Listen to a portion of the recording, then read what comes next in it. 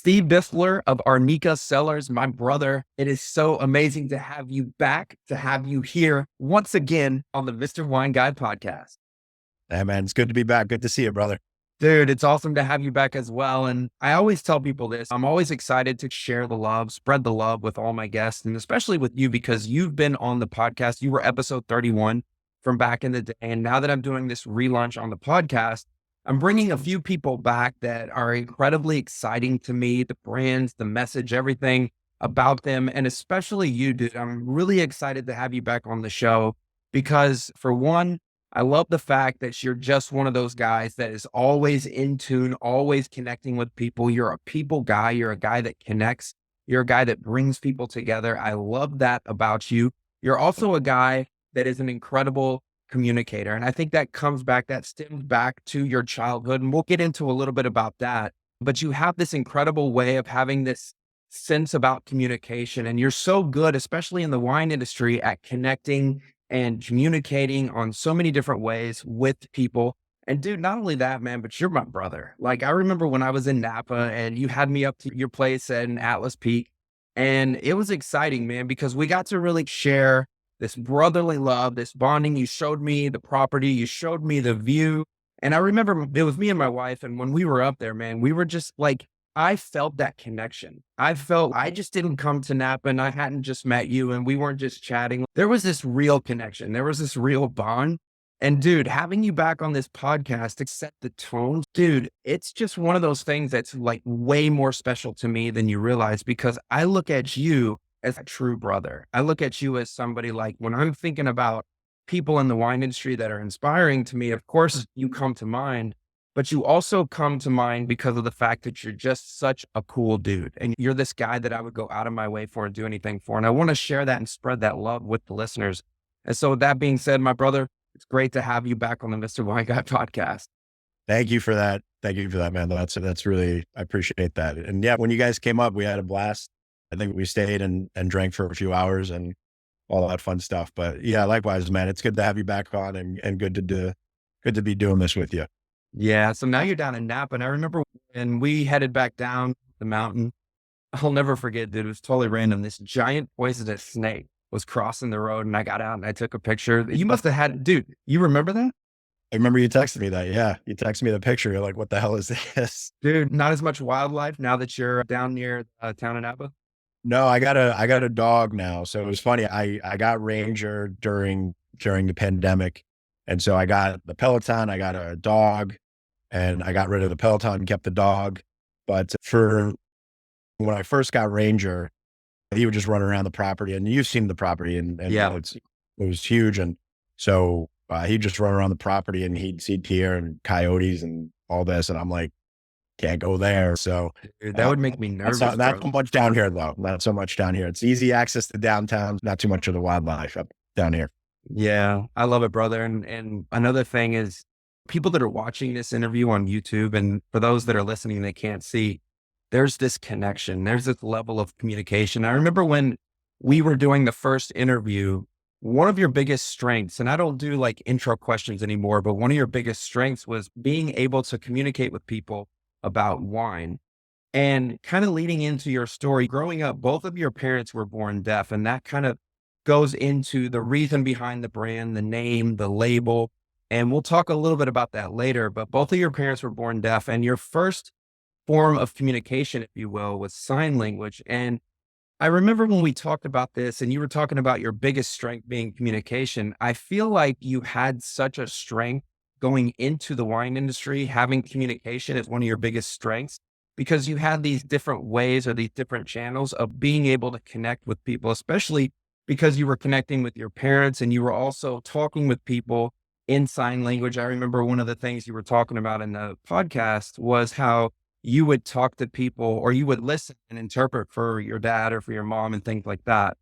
And so going in and talking about your life growing up, what was that like? I think when I think about that, I feel like that you were at a huge advantage. You had such an advantage to be able to connect and to be able to talk with so many different people and to be able to grow in such a way that people that were similar to you couldn't have done. So just talk a little bit about your life growing up and what that was like for you with your parents.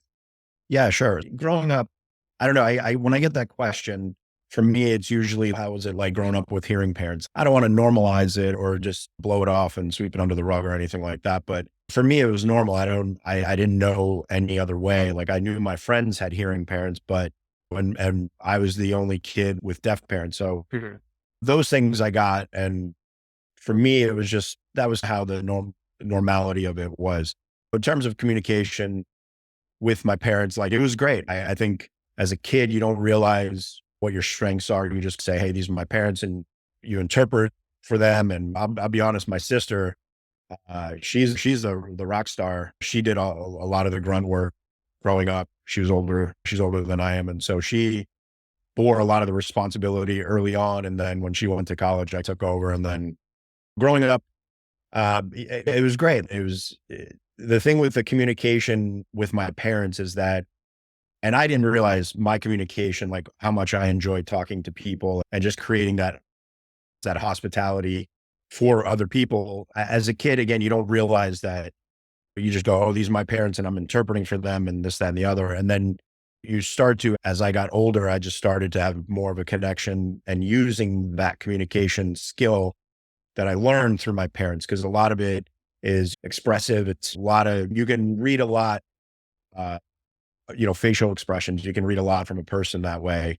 And so with deaf people, they don't hold anything back. They just go, if they're angry about something, you'll see it on their face and they don't have to sign anything or tell you anything. So it's just, those are the things I picked up early on and applied to what I'm doing now.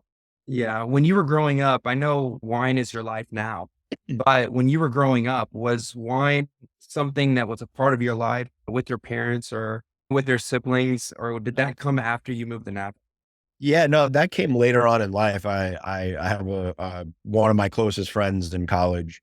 When I went back up to school to become a teacher, I stayed with him and his wife, and he got into wine and they got into cooking. And so they went down that road. He went down more of that road for the cooking. I went more down for the wine. And so it started like right after college. And then when I was teaching high school, I caught that bug. So I Yeah. worked in a wine shop and came out to California, came out to Napa for a weekend. And on my teacher's salary, I spent that pretty much on the first day. I know, So dude. yeah, I I'm remember you talking still about paying that now. interest on the credit card that was 20 years ago. But yeah, that's the thing about Napa. It's not so much, it is the wine industry, but it's also the hospitality. It's also just this community. And that's a word I'm using more often now with ARNYCA as the brand and, just trying to be more into that communicate or into the community and just trying to build that out as opposed to just being like, here's another wine brand, drink my wine. Like I want there some sort of meaning to it. And with the sign language and the communication of that brand, of the label, you have that sign language and just, it's my way of communicating with people. And I get people always coming up to me being like, what does that mean? I know the alphabet and it's great. And then we start talking sign language and then we drink wine after that. Dude, when I think about what you do as a brand, like you've always been an advocate for social media. And I remember we talked about this on the previous interview, but I think storytelling is so huge for you. And I remember when I interviewed Flora Chang, former owner of Nine Tons, now Plinth Wine, she's on the podcast this year. Mhm. She was talking about the importance of storytelling. And I was talking with her in the interview about how Nine Sons was just so great at telling the story. It was just very captivating. Do you think that what you experienced growing up was a catalyst to you being such a great storyteller, somebody that's really good? Because your brand is not just wine. It's not just the acronyms and it's not just the thing that you're doing in the wine industry. There's very much a story behind what you do. Do you think that kind of piggybacks on your life growing up? Yeah, for sure. I think in terms of branding this day and age, you can put whatever you want on social media and then you get eyeballs and great. But I think the one differentiating thing among others is going to be that ability to tell a story and an authentic story. And I think with Arnica, we found that. And I just feel every time people enjoy a bottle of it or enjoy a glass of it with someone, I'll get a text message from people and they'll be like, oh, we're having this tonight and we just thought of you and things like that. So that really, for me, is what I like about where the brand is going. And again, it is that storytelling.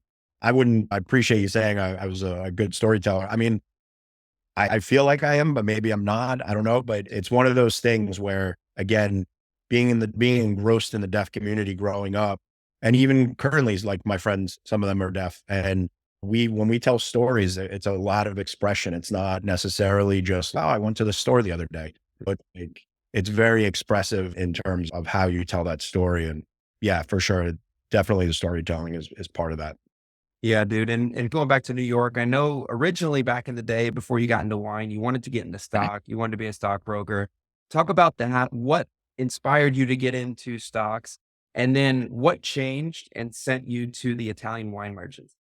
Yeah, sure. So the whole idea of becoming a stockbroker was I was young and I just wanted money. This was probably like 2000. So like the dot-com bubble was coming around, and I was just watched the Wall Street Boiler Room. Like I was like, I want to be those. I want to be that. And then I took the Series 7. I failed it 3 times. And then after that, I went, a friend of mine from college hooked me up with a job.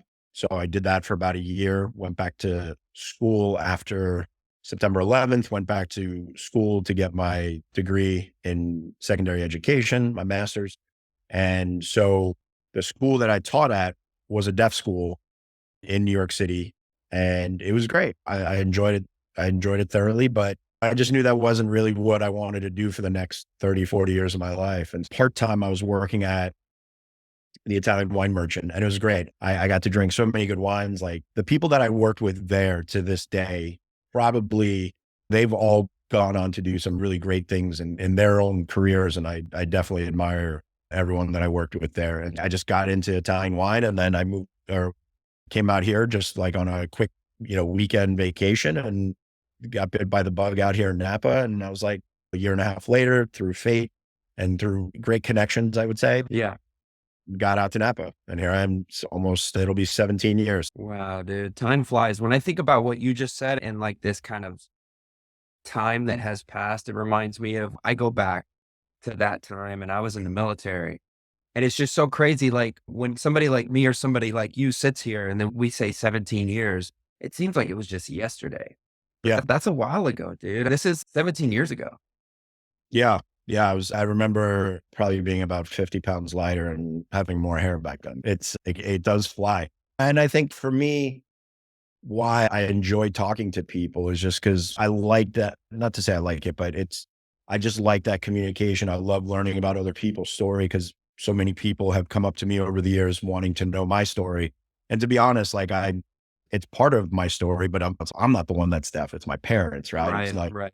so it's part of my story, which I am starting to embrace and grasp a little bit more as I've gotten older. But for sure, it's definitely something I've latched onto. Yeah, for sure. And it's definitely part of your story, man. You experienced this life growing up. And like I said, I think it was a huge advantage for you because sometimes people look at things like that and they say, why me? Or they look at that as like a hurdle. But I look at things like that as an opportunity. And I think that you also looked at that as an opportunity as well. And your parents weren't thinking that there was anything wrong and neither were you. And it just made you that much more of a great person that made you more successful moving on throughout your career. And when you go back to the Italian wine merchants, I remember you had an 86 Bartolo Mascarello Barolo that Yep. changed your life. And dude, Right. this was Yep. like at the time, I think the wine was about 15 years old, but we all have these aha wines, these moments where wine makes an impact on us. What was it specifically about that wine? I think if I remember correctly, the wine was like from the previous day. So like you had it the next day and you were just trying a really nice wine. But what was it specifically? Because I feel like this wine was really a catalyst that kind of propelled you in the direction of Napa. Yeah, it was one of the first wines that I've had of that kind of caliber. Because when I worked at the wine merchant, I was on the ground floor. So I was selling a lot of these really cool varietals from Sicily, from Piemonte and Tuscany and all that. And they were this price point, right? Because I was dealing more with the walk-in traffic than dealing with certain buyers. And so Right. someone had brought in an 86, and I don't even think at that point I had anything that age worthy. Mhm. And when I drank it, it's just one of those things that just, I was like, what? Yeah, this is why I'm going to get into this and make it a go with this business. Cause it's, again, not to sound hokey about it, but it's just like, that wine will never, ever be made again. It's, you can't reproduce it. It's, even with the technology that's out now that they're trying to do it, it's just not the same. And that's the thing about wine for me, is you're never going to try these wines. They're never going to be made again. And you just hold back some and you drink some and you just go, yeah, that's what I thought it was going to be, or even better than I thought it was going to be. And then even in some cases, you're like, it fell off. But that's the whole part of it, in my opinion. That's the whole part of it. So when you were at the Italian wine merchants, you had this buddy, you were talking about this buddy earlier, and you took a 4-day trip to Napa. And I feel like maybe this guy, you were learning a lot about the culture of wine, the engagement of food, and just all this different ways of fellowship as far as wine was concerned. Was this guy responsible for encouraging you to go out to Napa, or was this just a trip that you just wanted to take on a whim? No, I went by myself. My buddy from college just started, he was just like, I like food. Yeah. So it was more of that. For me, it was just the connections I had made. And it would have been like one question I asked, and then all of a sudden it like turned on a light bulb for me to then go down that rabbit hole. So the move out to Napa for me was going outside of the comfort zone. For me, it's, if you want to be where the best is, then you go where it is. And so for me, it was just like, I was surrounded by great people in New York. So I wanted to go out to Napa and be surrounded by even greater people, or even more great people. And I was really lucky enough and did some things, and here I am today. When you went to Napa, were you thinking about working at another wine shop, or were you thinking about winemaking? And then also, did you ever consider going to Italy? Because here you have this love and this passion for Italy, but you chose Napa. Yeah, I think Italy was more of the paperwork I didn't want to really deal with. Yeah. I felt if I went to Italy, I'd have to come back and renew things. And my mom was born in Italy, so I don't have my Italian passport. I didn't apply for it at that time. Either way, it is what it is. But yeah, like I said, coming out to Napa was probably the best thing I've done. I met so many great people, past and present, and feel lucky enough and fortunate enough to do what I do. Yeah. I remember you talked about in the first podcast, you were telling me how you went to Stag's Leap. Was it winery or wine cellars? Stag's Leap Winery. So you went to Stag's Leap Winery and you Yeah. dropped $800 out of It was all the money. $1,000. It was So all the dude, money I budgeted. dude, is this when you realized you had a passion, or when you realized you had a problem? Both, both. It was literally all the money I had budgeted without using any credit cards. And again, being a teacher, having that teacher's salary, that's all I had. Yeah, just coming out here, and again, the wineries that I visited were great. I had a great time, but it was just meeting people. I remember sitting in, for the locals, if for the locals that are listening, the bar at Bouchon, and you sit in the corner at Bouchon. It's such a great spot, and it's where a lot of the things are happening. And so I remember I ran into this couple, and they were like, where else are you going to go? And I didn't really have any, I was just winging it. And they gave me a list of places to go in Napa and Sonoma. And I went to every single one of them. And some of them were like bigger houses. Some of them were small production, but at the same time, went to all these places, all the ones that they told me about. And I was like, great. But it was that offering, right? They were just like, oh yeah, I suggest you check just this place out, or I think you should go here. You'll like this place, kind of thing. Yeah. And so for me, having now been here 17 years, it's like now people come to us and they're just like, where else would you go? And I just give them my recommendations or whatever else. So it's more of that. So you go and you start out at Del Dado, and you're at Del Dado in 07. What were you doing when you got to Del Dado? I was, what do they call it? Like a wine ambassador. It was like my first job out here. So I was just doing cave tours and stuff like that. And then eventually got promoted to becoming manager. And then, met some people there, opened up a wine bar, and then fast forward to working at another winery. And then just navigating the road to where it leads me to today. Were you ever considering being a winemaker, or did you just the roles you were in? Like when did the winemaking bug start to go into your mind? Probably I want to say probably like around 2011. So I'd moved here end of '07. So probably about 2011. It wasn't necessarily that I wanted to be a winemaker. It's just I wanted at some point to have my own brand and get out on the road and start promoting it and be one of these like I don't say game changers, but like one of these brands that like people would connect to. And I didn't know what that looked like, but I just knew that was in my head. It's really a lot of people think like winemaking and then you have a brand and then you just everything should sell and everything should go. And it doesn't work like that. As a winemaker, if your busiest season or busiest time of the year is going to be, and it's different for everybody, but let's just say during harvest. And if you may have an opportunity to go out on the road and do these private dinners, you can't do both. For me, I enjoyed more the traveling and getting to meet people. Yeah, I hired a winemaker and we have a team in place. They do that, I do this, and we make it a go. Dude, would you agree that being somebody that's so good in communication or in this case, sales, would you agree that you had this understanding? And I've had this conversation with Josh Phelps is on the podcast this year about just being really honed in on one of the hardest things. Even Dan Petrosky, another guy that's on the podcast this year, Dan Petrosky, Josh, yourself, I put you in this category.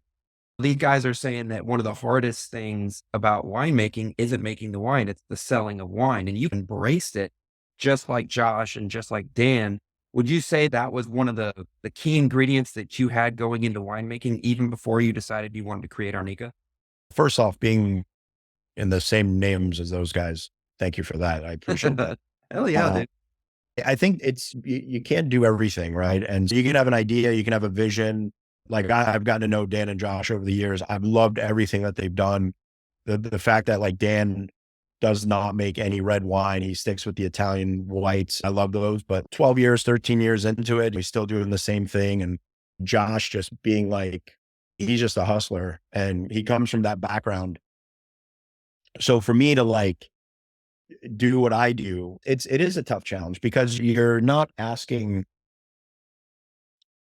Someone said it to me like not too long ago. It's like you're asking someone to just give you money for a product and you do that one on one, as opposed to sometimes you can do it on a bigger scale, but like there, again, there's just that connection that maybe like myself or Dan or Josh and many others here in the Valley and in the wine world, but there's got to be that connection. And I think they do it. I think they do a great job of it. Dan was putting out like things before we even knew what was going on. And then now it's all of a sudden it's out and you're just like, oh yeah, okay. Yeah. That guy started it. And yeah, it is a tough thing, especially now to sell wine. It is definitely a tough thing to sell wine. And I think the thing is you just got to have the passion for it. And I think when you do, it'll show through with the people that want to support you. And it also showing the quality of your wines. You're not half-assing anything. So yeah. Yeah. When you were at Del Dado, you met Louis Pettinato. He's your business Yeah. partner with ARNYCA. When you met him, you guys shared this love and interest for wine, for fellowship, and just all things encompassed in wine. And when you met him, did you feel like this could be a guy that you could see yourself going into business with? Not initially. So with him and I, again, he's like my brother. We just hit it off because we had similar personalities. And so when we hit it off, we talked about doing some stuff down the road, but at the end of the day, everything comes down to like, how much are you going to pursue it and whatnot. And when I had the wine bar, it was then for me, or when I left, that was where like Luis and I, when we came back to the table and we're just like, all right, how can we do something together and make this something really special and unique? A lot of these things, like you have it in your head that you want to, but when you do the numbers and you're just like, maybe it's not worth it. And then you do it and you're like, yeah, it's worth it, but I don't know how I'm going to get out of this situation. Right. It's just pile on top of pile. And then you'll eventually get over that. Yeah. I feel like when you get into the industry, you start like going in this like unified circle with each other. It's like this vacuum and everybody's just doing the same thing. And once you get on the ride, dude, like you got to put it all in and go. It's just not one of those things that just maybe you do a little here, maybe you don't. I'm so excited to talk about ARNYCA. ARNYCA has been a brand that's really spoke to me. We go back to storytelling and we talk about all the things that you do so well. And you were humble about the fact that I put you in this category with Josh and with Dan. But dude, you're very much like these guys and these guys are very much like you. You are very much a salesman, a storyteller, an incredible winemaker. And so talking about ARNYCA, walk me through how the brand started and how it all began. Yeah, sure. So Luis and I, we started forming the idea around 2015.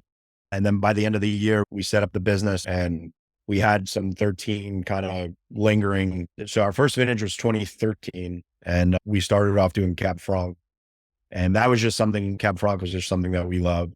It was something different and we didn't know what it was going to be. We just enjoyed drinking Cab Franc more than anything. And people were just like, oh, if you're going to do Cab Franc first, eventually you're going to have to do some Cab. And that's the thing you learn about this business is you want to do what you want to do, but you need that workhorse to afford that, what it is to do. And yeah, we got super lucky.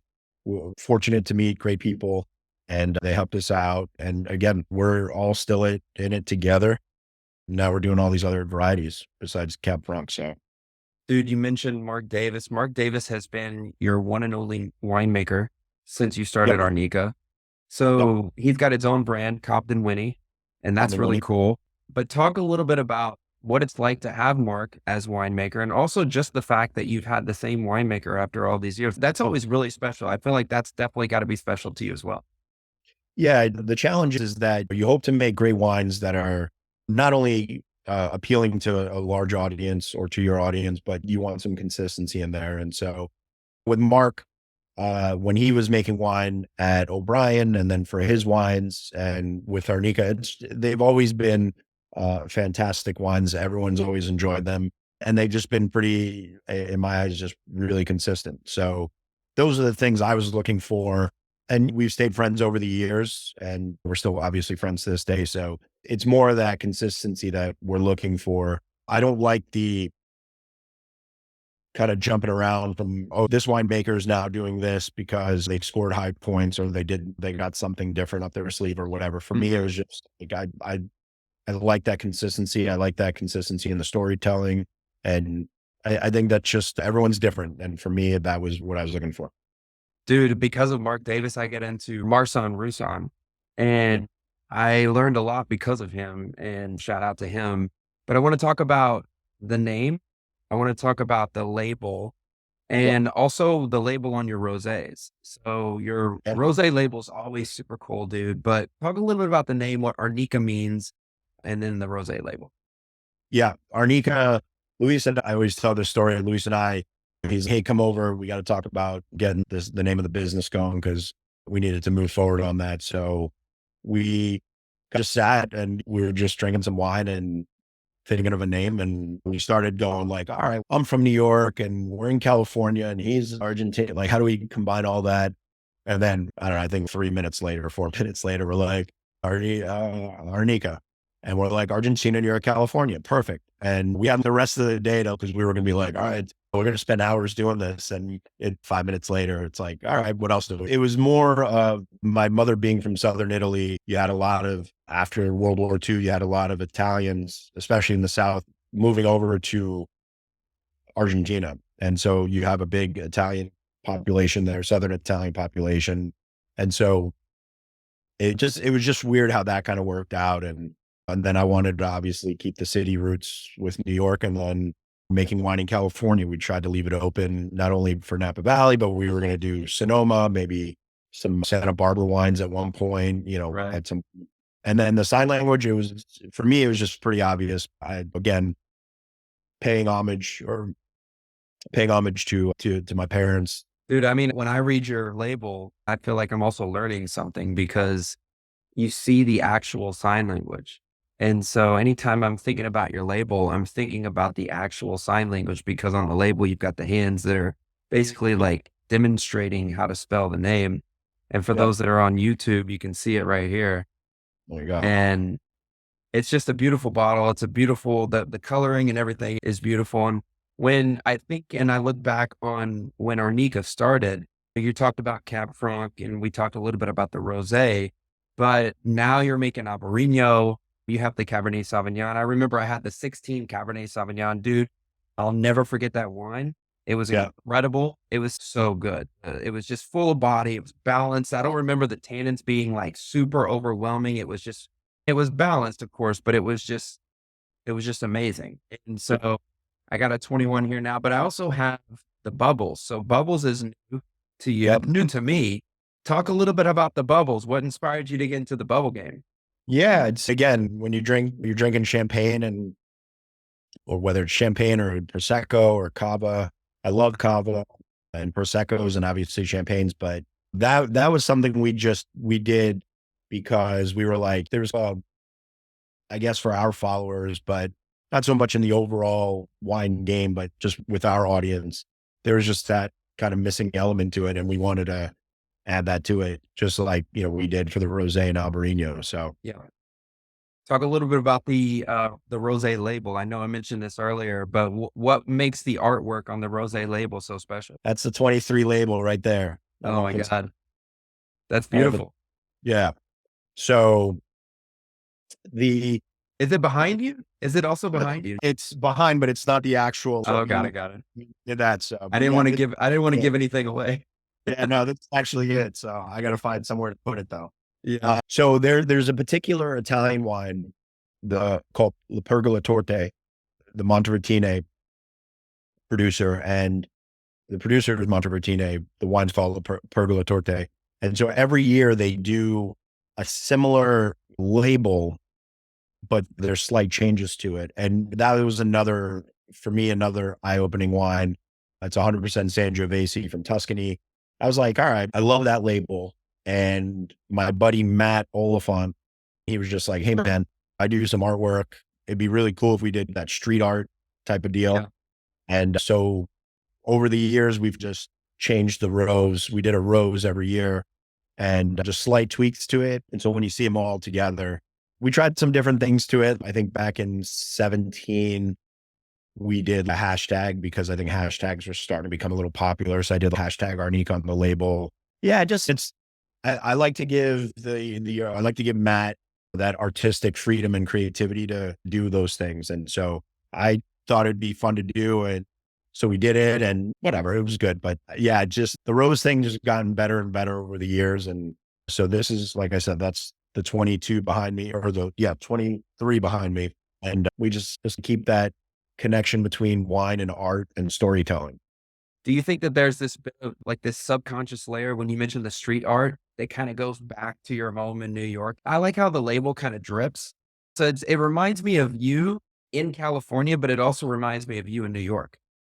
Yeah, I wouldn't ever call myself any sort of artist, let alone a graffiti artist ever. But I always enjoyed that street art culture. I enjoyed um, growing up in New York City. You had all the subways that had all the graffiti art on it. I always enjoyed doing that, and I was like, I want to do that. And my parents were like, "You'll get arrested for doing that." And so I think that element you go, all right, let me figure out a way to do that without getting. And yeah, I just love it. That kind of street art, that street culture. Then you do that with skateboarding. We did some like skate decks just for fun and stuff like that. Yeah, it definitely brings it back to the city. Yeah, I remember when I went to visit New York, this was years ago, not like more than 10 years ago, but I was in Brooklyn and there's a Whole Foods not far from where the train drops you off. And there's like, I can't explain it to you, but you'll be the one that will know where I'm talking about maybe, but there's a ton of graffiti, like really clean artwork on the walls right by that Whole Foods. And I Yeah. just remember anytime I'm in New York, dude, I'm looking at that graffiti and I'm like just embracing the history and I'm embracing the art. And so when you talk about your label, I'm reminded of you as this like young guy from early 2000s in New York, but with this California rose vibe, looking at the label. So I'm thinking of multiple things when I look at that rose. But we've talked about the cap front, the rose, the bubbles. Like, where do you see the portfolio of ARNYCA going from 13 to now? We have the evolution. Where do you see maybe in 10 years? Do you see yourself expanding on that? Or do you see yourself like where you're at? Or you're like, yeah, I want to keep that on the low. What are your thoughts on that? Um, yeah, definitely want to scale the business. To me, that doesn't necessarily mean adding more to the portfolio. But I just want to scale what we have and be consistent with that, whatever that looks like in 10 years. Hopefully at that point, ARNYCA will have a winery, Yeah. or a vineyard, not necessarily a winery, but like a vineyard where we'll source some of these grapes from. But yeah, it just turned, for me, it's a lot of different things that I'm trying to do to bring it all under one umbrella. So like the ARNYCA Life, that's like the whole clothing, my whole clothing line that I've been working on for a while, and we call it ARNYCA Life just because I always say I want people drinking ARNYCA wines out of ARNYCA wine glasses from an ARNYCA decanter, wearing the hat. And I have 10 of these shirts. I have 10 of these. Like, it's my uniform every day. And Totally. so I always like the fashion aspect of it. I think like if one thing will bring, like we always get the, how are we going to sell to the younger generation and things like that. And when I was younger, I used to work at Ralph Lauren when I was in high school. I was like the stock boy putting clothes away. And so you want to talk about inspiration for a good storyteller. Ralph Lauren, if you look at all of his stuff over the years, business wise, every line of clothing he comes out with, it just tells a story. I always love that. There's the clothing line, there's the vineyard aspect, there's the wine, there's more spirits and beer, and who knows. We'll just, right now I'm just focusing on this, but still dipping the toes in the other things just to see where we can go with that. But yeah, the wine's doing really well. The wine, I'm not a big, I know a lot of the wines get scored. For me, it's more about, I think the people that follow us on Instagram or social media, or just over the years, they've always enjoyed our wines. They've always enjoyed seeing what's coming next. And so we have a lot actually this year coming up for 2024. So I'm excited about that. Dude, that's pretty cool. I was just thinking in 10 years, if I bring you back on the podcast just to banter, it's going to be hard to get in touch with you, dude. You're going like next level, bro. You're not You going to know, know who I am. you got my cell phone number, man. You got it. Hey, talking about the rosés, dude, you got a rosé release coming up.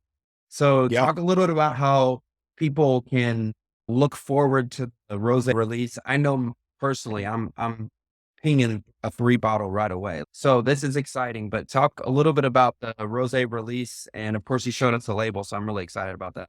Yeah, thank you. We're going to be bottling February 21st, and we'll probably start shipping out mid-March.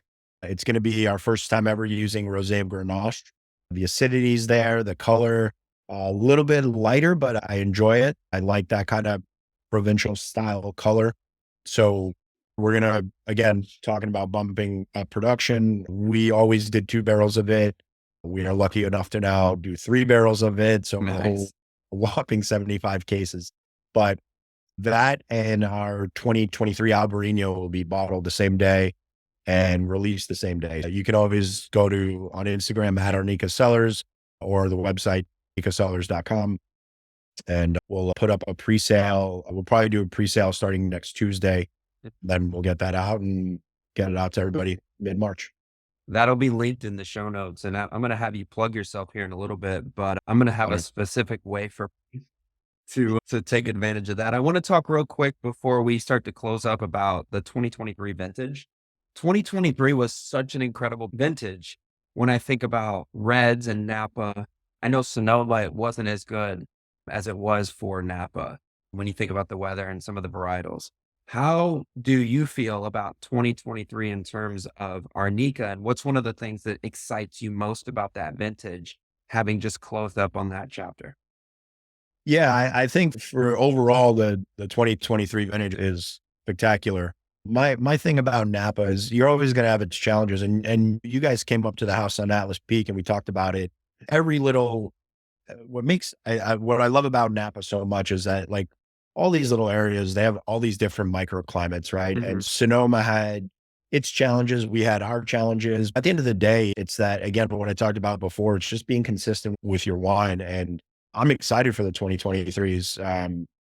I won't divulge too much because we got new projects coming in Yeah. for that, but we have another Cab Franc single vineyard coming out. Oh, nice, dude. Yeah, that'll be a nice one, and we'll plug it as we get closer and closer to releasing it. But yeah, it just, for me, that's what I love about Napa Valley. It's what I love about wine is you can drink 10 Cab Francs from Napa Valley and they'll all be different, but you drink 10 of those one particular winery, drink 10 vintages of that, and you'll see those little consistencies, and you'll see like what the weather, whether it was heavy rain vintage like 2011, you had the falls in 17 and 20s. You see all those little nuances. And I think that's what makes wine, in my view, one of the most unique things in the world.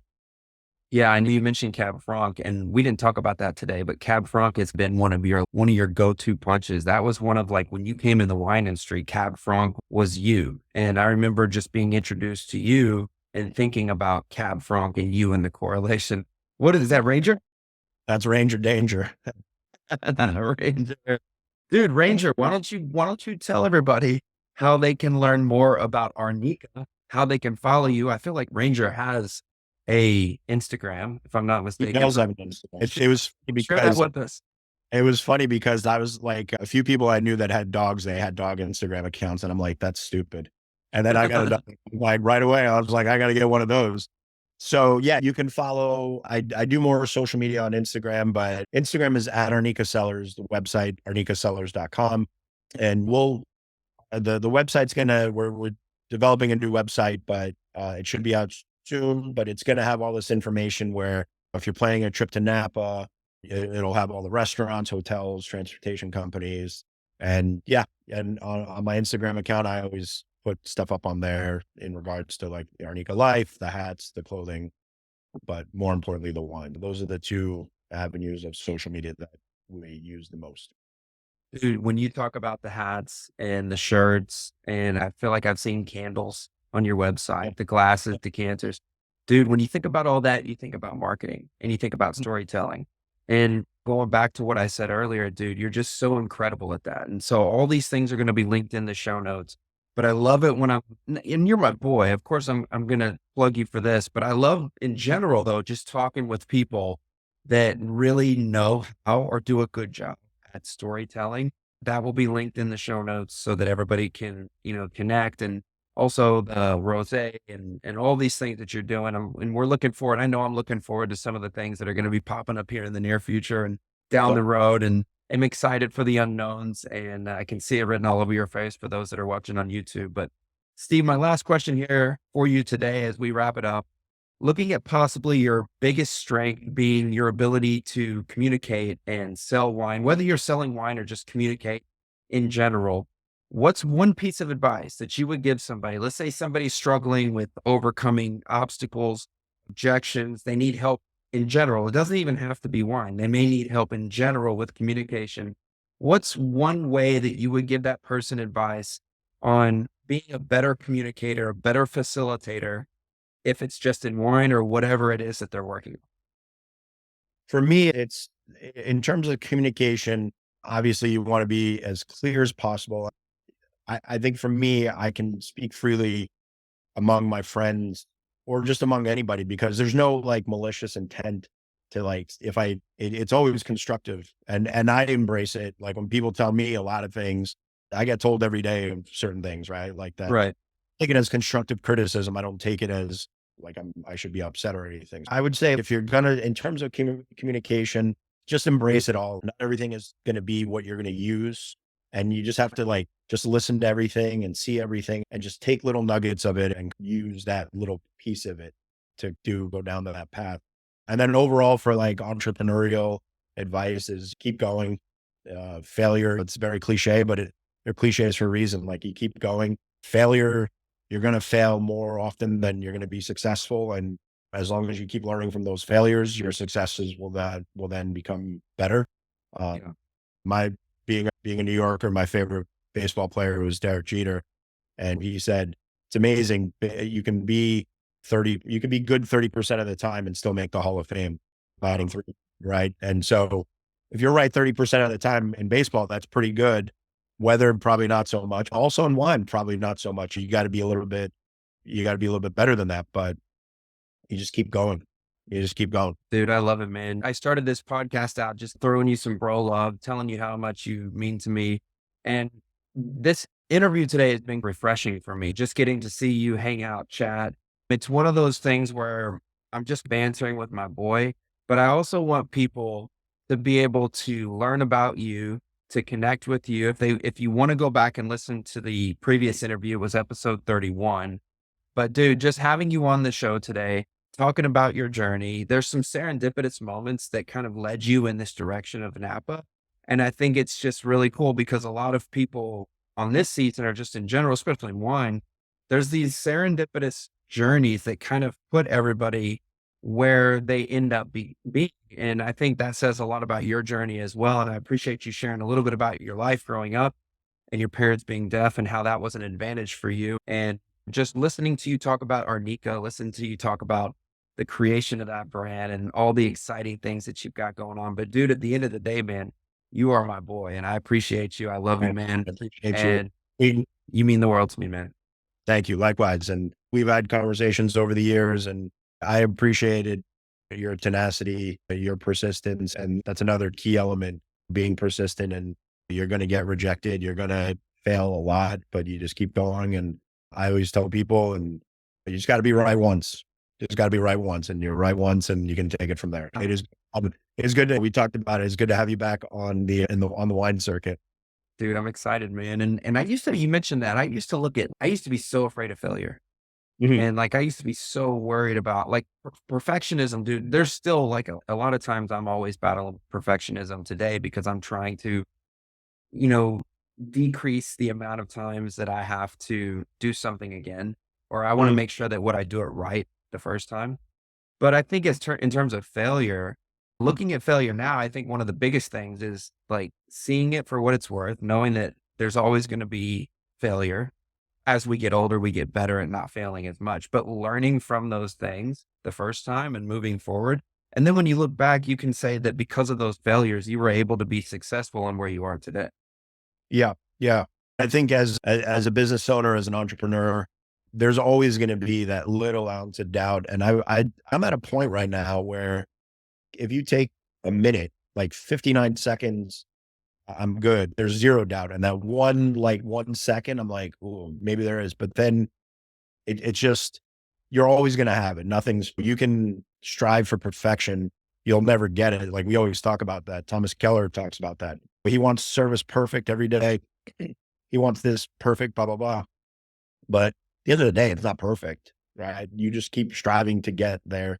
And we just chase something that is unattainable, but at least it's something we can go down that path. And your journey over the years, and here we are, my journey over the years, and here we are back together hanging out. So, and obviously it was I think that's a pretty successful journey, right? Hell yeah, dude. Thank you for being on the podcast again and helping reaffirm the tone, set the tone for the new season. I'm excited, man. Thank you so much Yeah, you got some good people coming on your podcast this year. And that's not a plug. You were mentioning a few of them. I'm proud of you, bro.